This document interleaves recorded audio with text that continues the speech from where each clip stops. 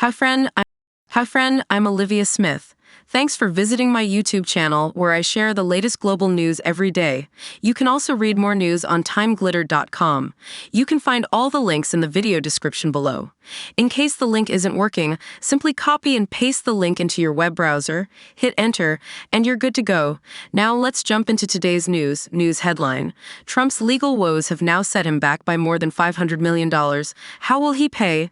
News details. On Saturday, Donald Trump woke up to a big problem. He lost a trial about fraud, and now he owes more than $500 million. People are wondering if he can or will pay it. Even though he lost in court, the former President Donald Trump didn't back down. He angrily spoke from his Mar-a-Lago home in Florida, saying he'll fight back against the judge's decision.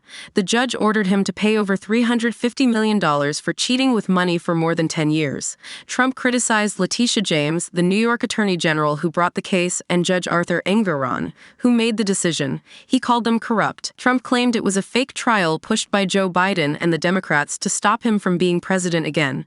"We'll fight this decision, and we'll win," he said.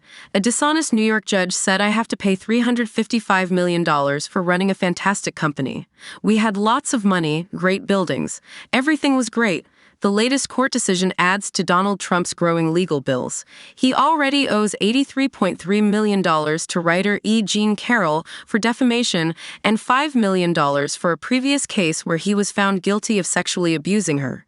Now, with interest, his total debts are around $542 million.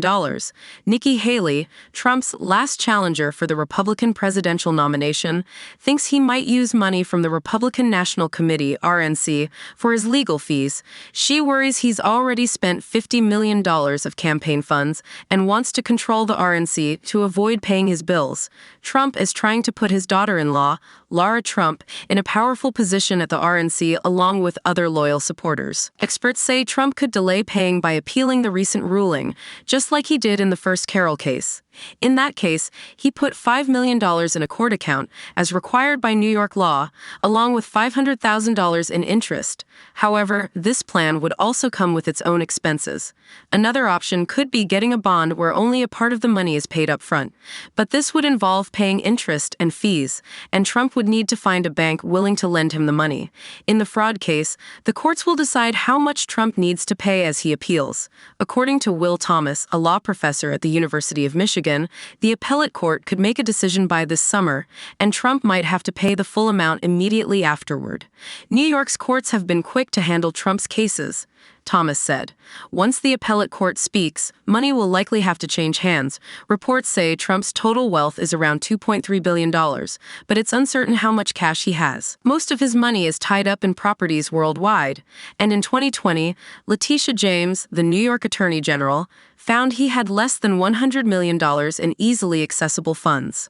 Even if the Trump Organization declares bankruptcy, Trump would still have to pay. Declaring personal bankruptcy would pause the enforcement of the judgment, but it could damage his reputation if he wants to run for president again. This ruling also makes it challenging for any family member to run the Trump Organization anytime soon. Trump's two adult sons, Eric and Donald Jr., were fined $4 million each. They are also banned from holding any executive positions in New York-based companies for 2 years. Donald Trump and 2 other executives face a 3-year ban. For Letitia James, this ruling is the end of a long investigation. Her office started looking into Trump's business in 2019. They found that the company regularly exaggerated the value of its properties and assets to get better loan and insurance deals. One notable example is Trump's apartment in Trump Tower in Manhattan. Records claimed it was 30,000 square feet, but it's actually closer to 11,000 square feet. Another example was the value of Mar-a-Lago, Trump's resort in Palm Beach. The judge valued it at $18 million, but Trump insists it's worth 50 to 100 times more. The judge agreed with prosecutors that Trump saved about $168 million in interest by inflating asset values.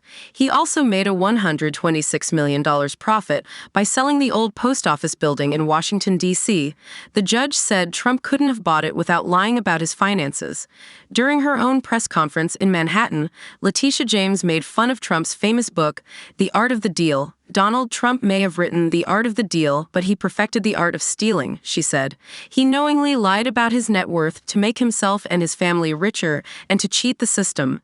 This fraud was intentional and massive, and he had help from his sons and other executives at the Trump Organization.